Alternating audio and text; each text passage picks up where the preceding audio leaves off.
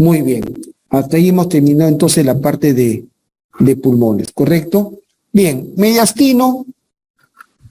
Mediastino es el espacio comprendido entre ambos pulmones y ambas pleuras. Acá está, ¿no? El mediastino. Es el espacio central entre ambos pulmones y ambas pleuras, ¿correcto? Ahí están sus límites. Arriba es el orificio cérvico-torácico, abajo el diafragma, ¿no?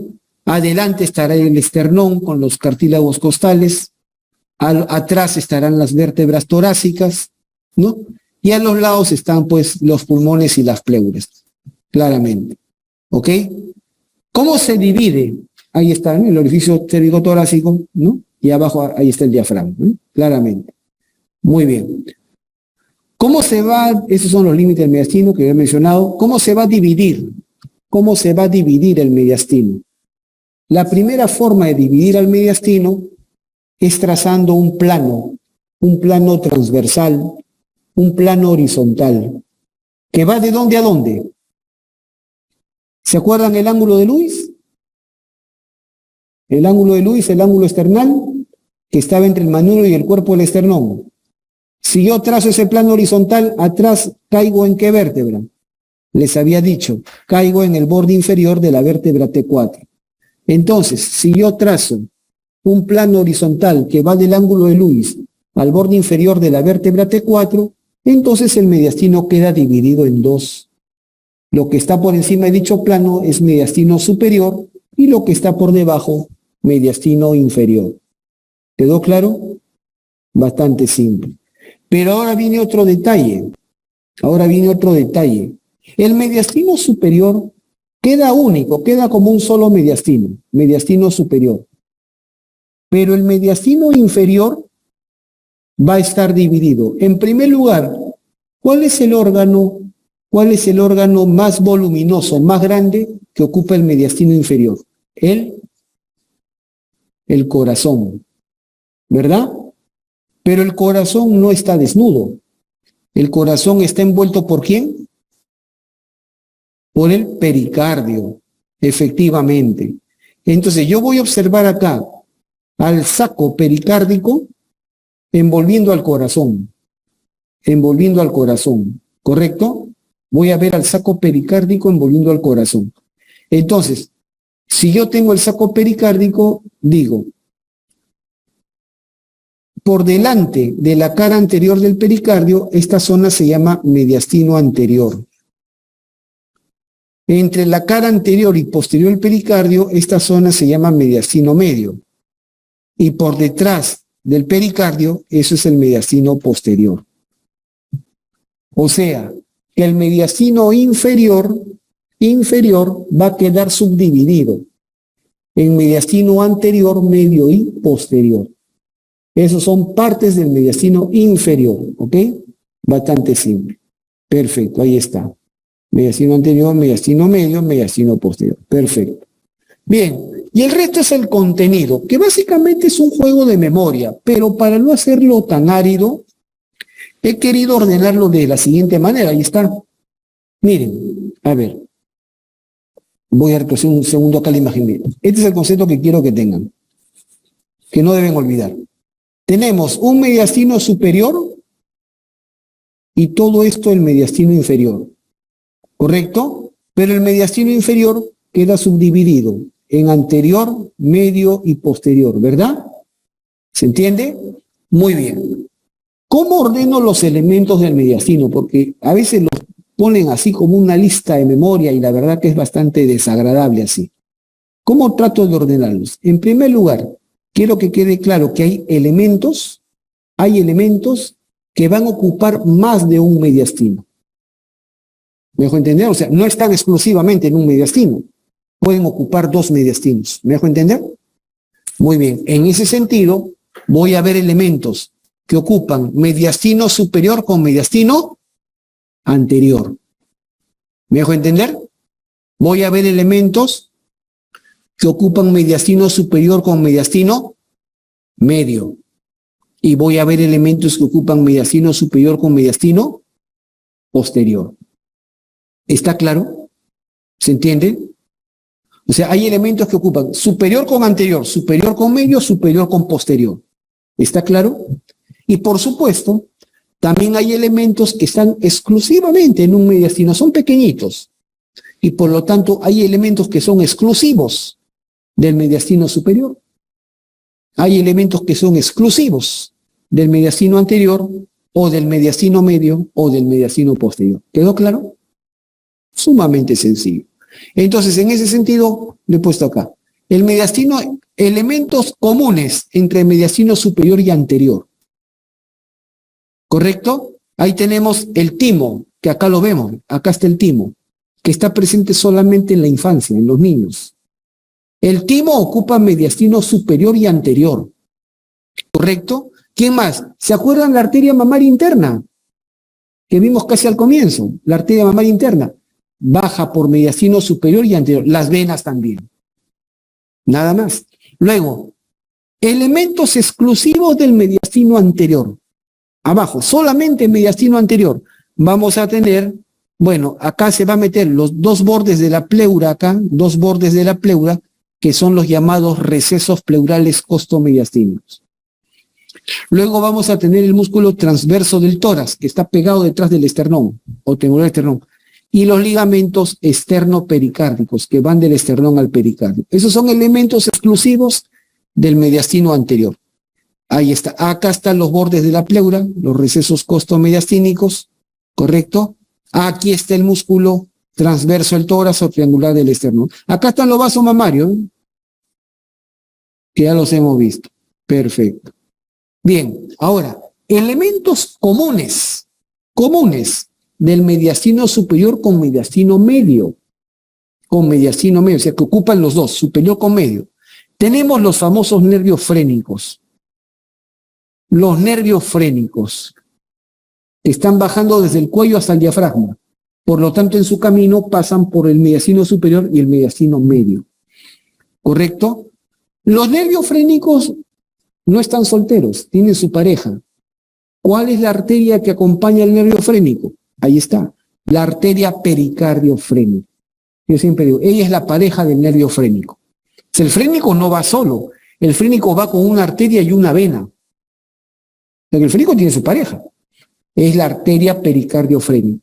Y la vena es la vena pericardiofrénica. ¿Correcto? Simple. Nada más. Y la vena cava superior, que acá la vemos, ¿ve? Esta es la vena cava superior, que está tanto en mediastino superior y mediastino medio. ¿Correcto? Perfecto. Nada más. Elementos exclusivos del mediastino medio, acá abajo. Solamente mediastino, el corazón. El corazón es exclusivo del mediastino medio. ¿Correcto? El corazón no pasa a otro mediastino, están solamente entre el mediastino medio. Las arterias que irrigan al corazón. Las arterias coronarias, que son las primeras ramas de la aorta, ¿se acuerdan?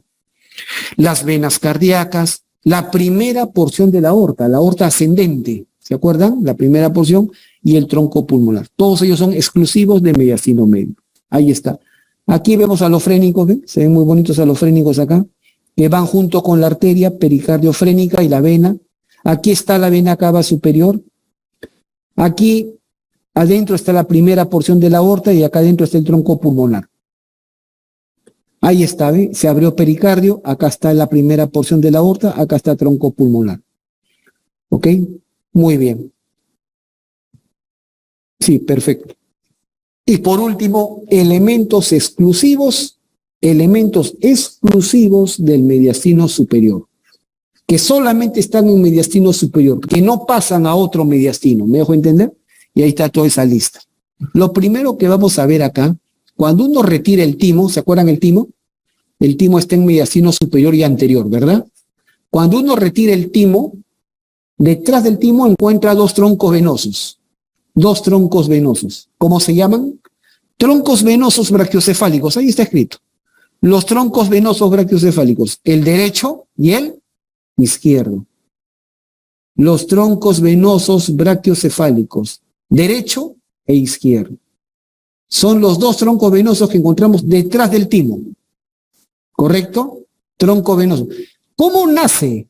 ¿Cómo se origina cada tronco venoso? Por la unión de dos venas. Esta que viene del cuello. ¿Cómo se llamaba la vena más gruesa del cuello?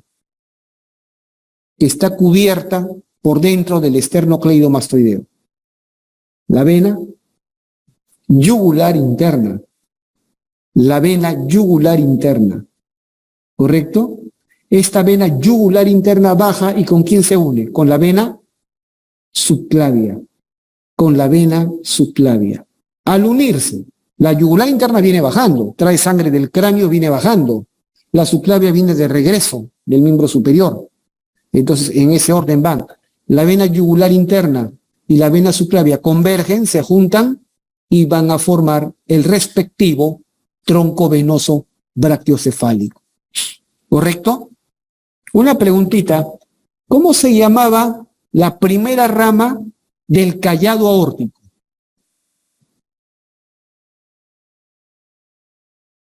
¿Cómo se llamaba la primera rama que daba el callado aórtico? Esa era la segunda, la aorta común. ¿Cuál era la primera rama del callado aórtico? Lo dijimos, ¿ah? El tronco arterial bracteocefálico.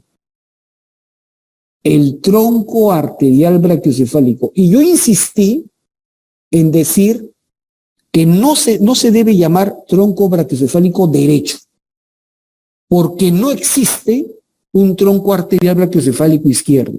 El tronco arterial bracteocefálico es único, y es la primera rama del callado aórtico. ¿Me dejo entender? En cambio, cuando veo acá los troncos venosos bracteocefálicos, estos sí son dos, uno derecho y uno izquierdo. ¿Correcto? Y nace cada uno por la unión de su respectiva yugular interna con la subclavia. ¿Correcto? Son dos. Los troncos venosos bracteocefálicos son dos, uno derecho, uno izquierdo. ¿Correcto? Son dos. Y que se van a unir para formar ¿a quién? A la vena cava superior. Los dos troncos venosos bracteocefálicos, derecho e izquierdo, se juntan, se unen para formar la vena cava superior. Pero miren, aquí también vemos un detalle. El tronco venoso bracteocefálico izquierdo, iguales no son. ¿Cuál es la diferencia? El tronco venoso bracteocefálico derecho es más corto, más ancho y más vertical. ¿Correcto? El izquierdo es más largo, más delgado y más horizontal. Pregunta, ¿dónde vimos esa diferencia también? En los bronquios primarios. La misma diferencia en los bronquios primarios. Y eso explicaba por qué los cuerpos extraños tienden a meterse más al pulmón derecho que el izquierdo. Aquí, los troncos venosos bracteocefálicos, el derecho es más corto, ancho y vertical que el izquierdo. Y esto nosotros lo usamos de guía en emergencia cuando tenemos que colocar, por ejemplo, una línea venosa central. Cuando hay pacientes que están en shock y están con vasoconstricción periférica y ya no se puede canalizar una vena periférica, ya no se puede, ya está colapsada, el paciente en shock severo, una hipotensión severa hasta que se nos muere, ¿me dejo entender? Entonces ya no se puede canalizar una vena periférica. Entonces de frente tenemos que ir a una vena de gran calibre. Tenemos que ir a vena yugular interna o a vena subclavia. Colocamos una LVC, una línea venosa central, ¿correcto? A través de estas venas. Y generalmente elegimos el lado derecho. ¿Por qué no elegimos el lado izquierdo? Ahí está la explicación. Porque la línea venosa central, usualmente, yo preferentemente uso vía subclavia. Hay otros que prefieren vía yugular. ¿Correcto? Pero entrando por cualquiera de las dos, tú vas a canalizar, tu línea venosa va a entrar por el tronco venoso bracteocefálico derecho, que es más corto, más ancho, más vertical, y va a bajar por la vena cava superior, y la línea venosa llega hasta el corazón. La vena cava superior desemboca en la aurícula derecha. ¿Estamos de acuerdo? En la aurícula derecha. Y la línea venosa llega hasta el corazón. Y eso nos sirve a nosotros para infundir grandes volúmenes, por ejemplo, de electrolitos o incluso medicamentos de soporte vital que en una vena periférica lesionaría la vena. Hay medicamentos muy fuertes que generan reacción en venas periféricas y pueden producir flebitis. En cambio acá nosotros podemos meter medicamentos fuertes que revitalizan al paciente, ¿correcto? ¿Se entiende?